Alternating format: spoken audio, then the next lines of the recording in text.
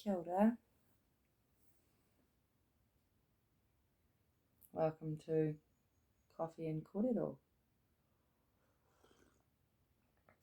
I think we're on number 11. Today is quite a, interesting day here in the world, the realm of things in matter, the things that matter. Yesterday here in New Zealand, our interesting government put out some new announcements about all the craziness that's been going on, mostly about mandates in workplaces and vaccine passes and things like that. I don't watch media or news, so in all honesty, I have not seen the announcements. I don't really feel like I need to. My community and my friends keep me really well informed. But it definitely,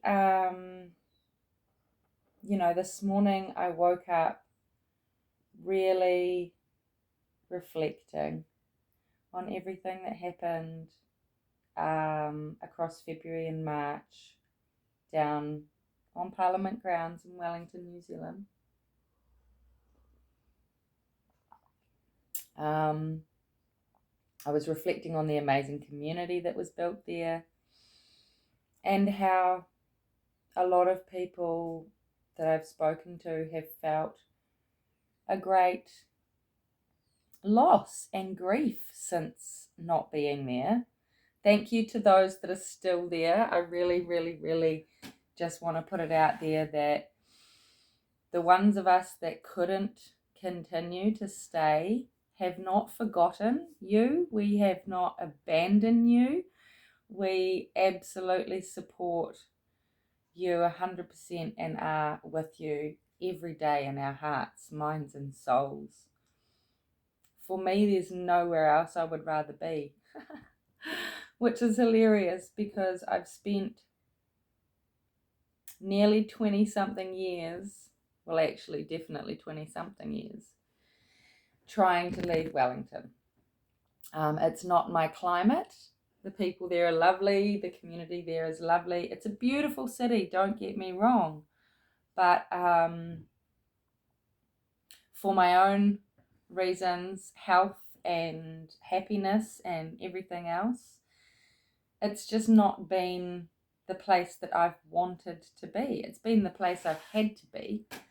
And so I finally made a really big move out of there. I've tried to do it a few times. I've always ended up bouncing back.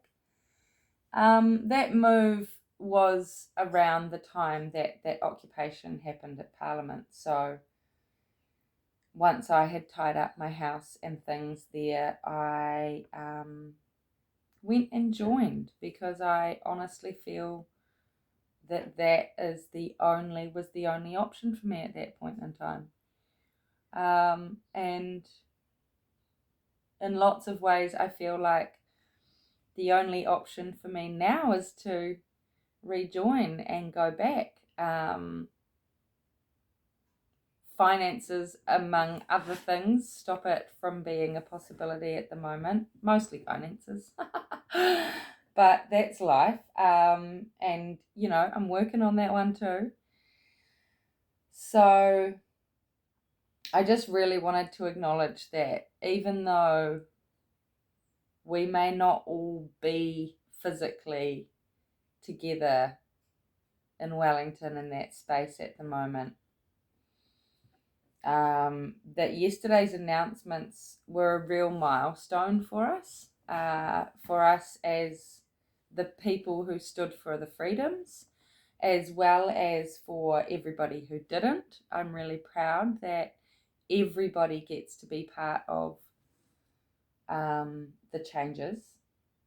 In saying that, I have to just make a note that I don't trust none of it.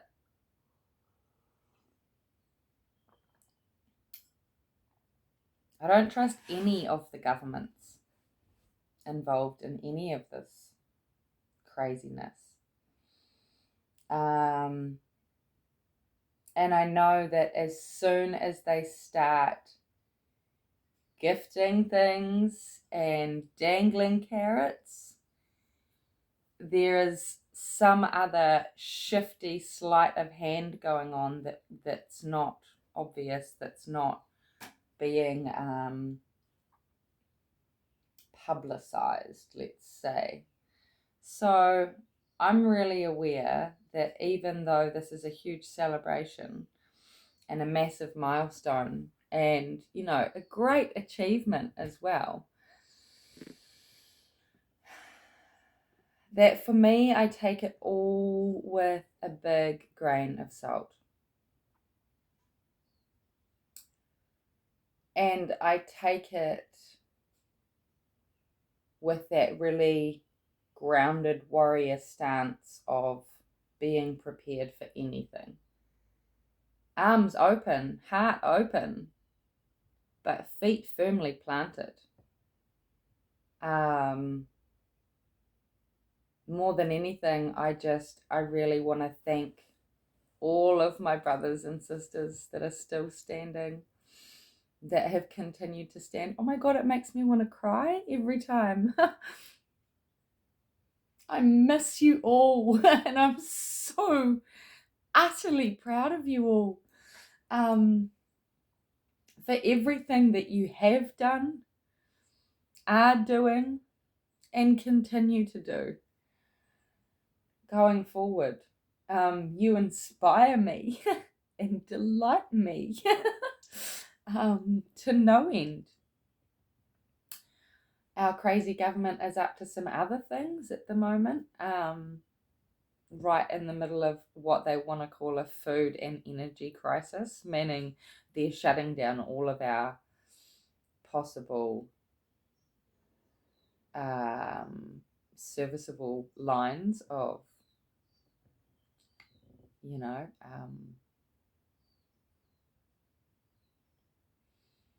infrastructure, and as well as lots of commerce, and they're killing all the small businesses. We can see that a mile away. One of the other interesting things that's going on at the moment in this country is they're trying to shut down one of our only currently operating oil refinery plants, which puts us into such a horrible state. I think a really good way to explain it would be what happens on Waiheke Island. If anyone who, that's where I grew up, and if anyone who lives there now will understand, or who goes there, if you go to Auckland, which is 30 minutes on a boat and really close geographically, everything's one price. Well, still pricey, but you know, it's one price on the mainland. And then as soon as you ferry it to Waiheke Island, which has really, really, really limited capacity of storage and things like that, so things have to be shipped often in small amounts, etc., etc. The prices there are insane. The markup that they get to do on food, on gas, on basic necessities is just absolutely borderline criminal.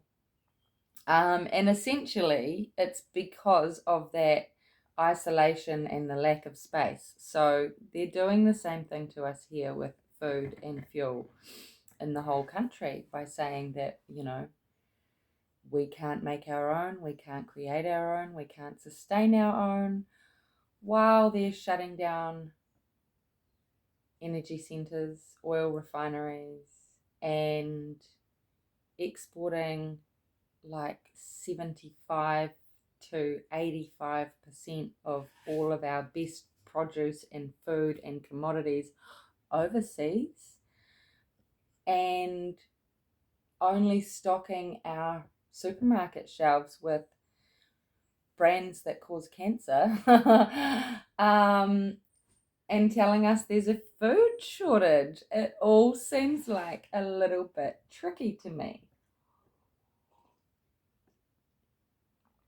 So, in the light of the fact that I really feel that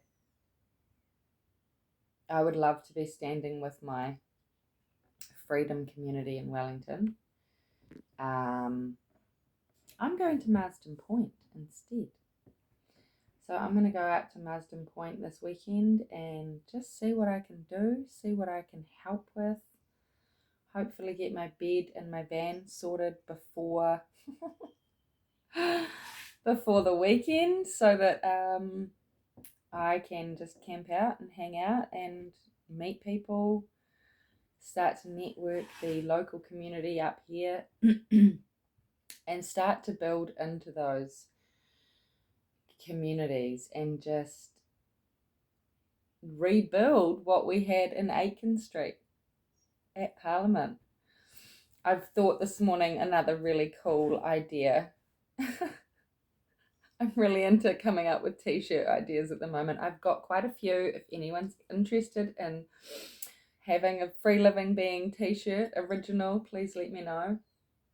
Best way to get in touch with me is to PM me on my Facebook probably, or comment below. That always works here. Anyway, I want to have t-shirts with the New Zealand street signs, you know, the yellow and black, whatever, for all the people at Parliament. And they can have whatever street they were, Hill Street, you know, or you could have Parkeriru or Cenotaph, whatever, and then write for life underneath. I want Aiken Street for life. I think that would be amazing. I would wear that for life because, wow, that was such an experience. Such an experience. How do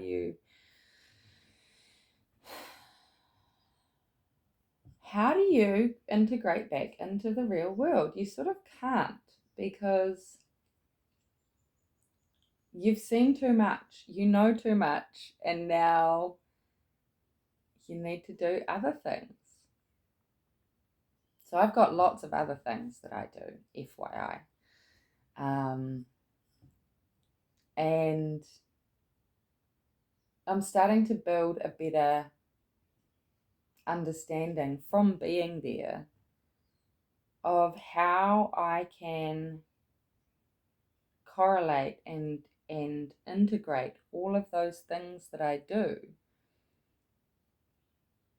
into something that I can do to help people understand freedom and how important our rights are.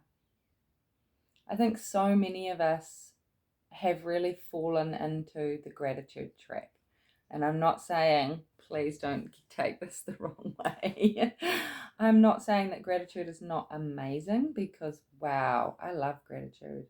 It really helps you change your vibration, and it really, really lifts everything. It helps you to shift negativity. It helps you to see the best in people too sometimes, I think, when you can be grateful to someone who's maybe not your favorite person for whatever reason. But I think there is a gratitude trap as well. And I think the gratitude trap is when we start to feel that what an amazing blessing it is just to, I mean, it is an amazing blessing, but that we should not expect to be fed, sheltered, loved on a daily basis. You know, human necessity is kind of what I'm talking about. We get into this trap of being like, oh, but we have to be so grateful because at least we're not living in a cardboard box, even if we've got a leaky roof and one bedroom. You know, I'm so grateful for this food in front of me, even if it's nutritionally devoid, full of chemicals and causing me long-term health problems. I'm not sure I want to be grateful for that food. I want to be grateful for the fact that people made effort to feed each other. But we are so conditioned by popular culture now that this idea that gratitude extends to absolutely everything, and in a way, yes. But also it is our birthright to have our basic needs and human necessities met, right? It's our birthright to be able to properly, nutritionally sustain ourselves and enjoy that sustainment and share it with others. It is our birthright to have a warm, dry, safe place to rest our heads at night. It is our birthright to walk on this earth unharmed, without ridicule or judgment, and to connect to others in the same way. Yet we are taught that we should be grateful, so deeply grateful, if we get a little bit of any of that. Fresh, clean oxygen. Fresh, living, nourishing water. Both birthrights. Yet a lot of us pay for both of those things. I've got a friend who used to work in an oxygen bar. What the fuck? And we are told now that we should be grateful to have drinkable water, breathable air. And what does that mean? Breathable, drinkable. That means it's not going to kill you now, instantly. Maybe insidiously over time, because they've been systematically poisoning and toxifying absolutely everything for hundreds of years, if not thousands.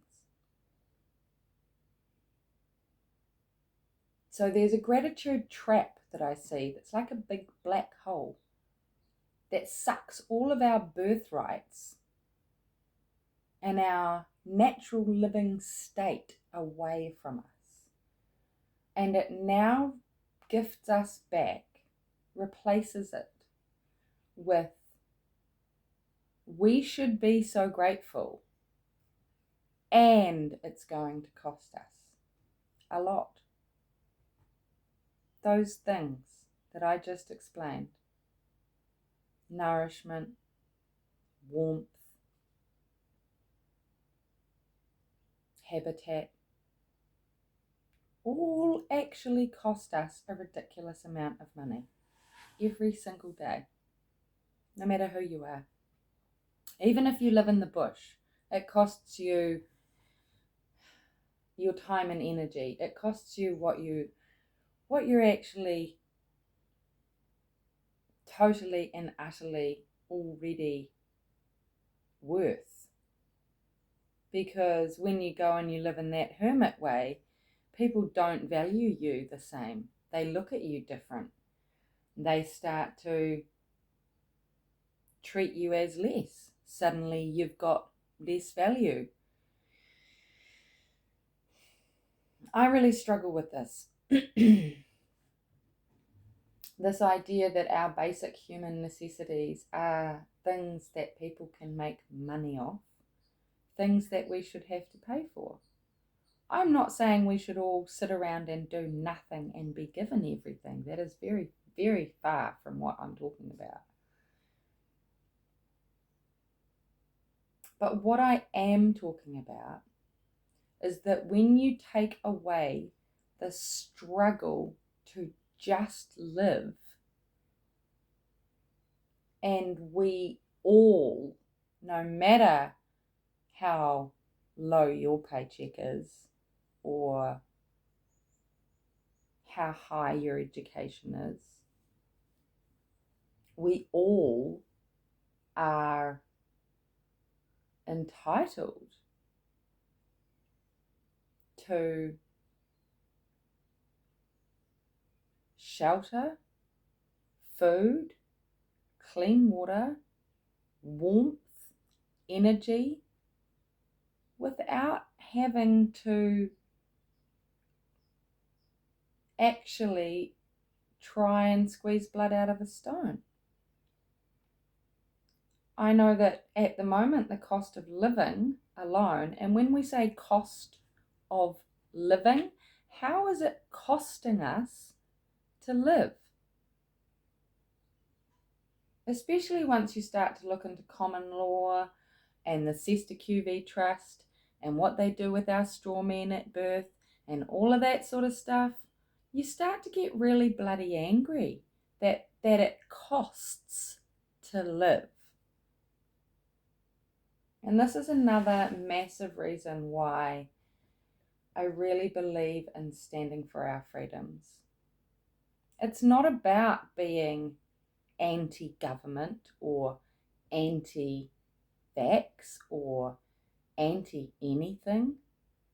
It's about being pro-life. It's about being pro-freedom. It's about advocating for us as natural living beings to be allowed exactly what we're entitled to.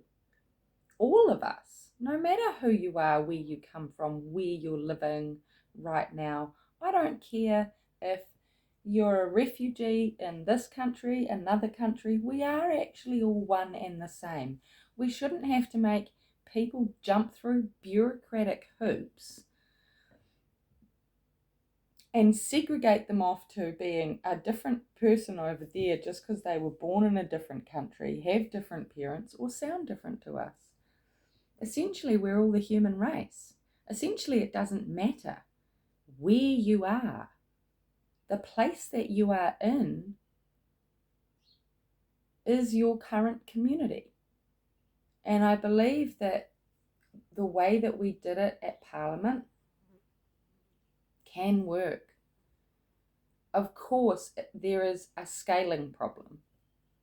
So you always reach a peak before you have to kind of cap, before it turns into companies and industries. That is why localizing is a much better idea. It's not saying you can't sell globally. It's not saying you can't reach internationally. But it's saying that the infrastructure, things like Marsden Point, things like farming, things like, I don't know, export goods, need to be sustaining the local area first, sustaining the local population first. And once that local population is fully sustained, then the trickle on goes out. Then the rest of it can be shared, exchanged, swapped for more kinds of frequency. And sure, some people, their abundance is money. And so those people support by gifting money into the frequency flow. And some people might have an abundance of, what did we have at Parliament? Oh, venison. An abundance of hunting ability or something else, and they gift that. And then people like me, I had very little resources. I had very little anything to offer apart from my hands and my time, my skills. And I did that. And it was valuable. It was necessary. It was needed. It was appreciated beyond belief. Another reason why I want to go back to Marsden Point or Wellington, because when you can't gift the frequency, abundance of money, and your frequency that you're gifting is something different, and you've not experienced it being valued the way that money is valued, it really uplifts your soul. It really gives you this new sense of worth and purpose. And I think everybody needs to feel that. And I think that if we could really truly start to build these communities and shift the way that we treat each other and the way that we operate and the way that we value things, I do not see any reason why the model of what we did at Parliament, that community, could not be extended, podulated in little pop-ups and little satellite pods all over the world, all over everywhere. Because the people with financial abundance that believe in and support this cause are able and willing to add their currency into the mix. The nurses, the doctors, the chefs, the builders, the plumbers, the electricians, the musicians, the artists, the healers, the admin, the tech people, the homeless, all brought their own individual currency and frequency of abundance. And because it was set up in such a way that everyone was welcome, everyone came and everyone pitched in and everyone helped. Not to say that in that environment you're not going to have the other end of the polarity spectrum. You're always going to have a few flies in the ointment, and it's just about how you deal with them. Generally, our policy was love, kindness, and firm boundaries. Uffy people, love people. When they're being dicks, when they're being inappropriate, quietly let them know. If they don't like it,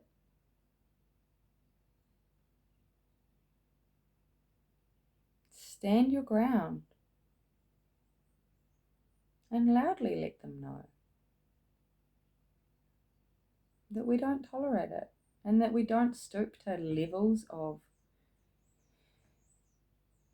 having to retaliate. That was not the heart of the Freedom Village. Retaliation, definitely not. The heart of Freedom Village was about cooperation and support and acknowledgement, understanding, true care, and real presence in the moment.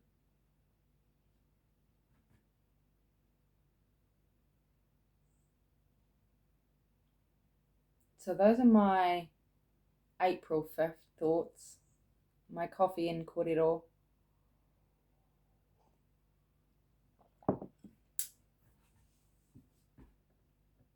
I want to give so much acknowledgement to everybody who has contributed to stand in whatever way for your freedoms and who continues to stand in whatever way for your freedoms. My gears have shifted, and lately I've been coasting a little bit, finding my new ground and contemplating my next steps. Fitting out my van is number one. And I've got some really exciting things brewing. Hopefully coming to a town near you very soon. If you enjoy coffee and korero, if you enjoy outings, excursions, and moments with this natural living being, please subscribe, hit the little bell thingy, all that stuff and things, and let me know your thoughts on my talks.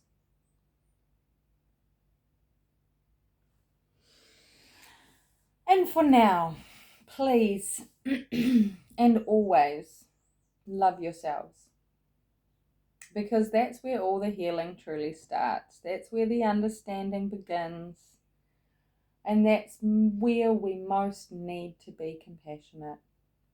It's with ourselves. And once you can love yourself deeply, fully, without all that other BS, you begin to love each other, because it's just natural.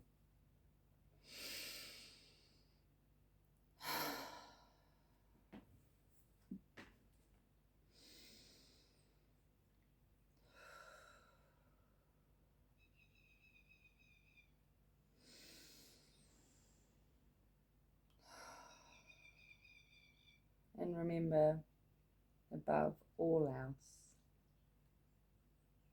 I love you.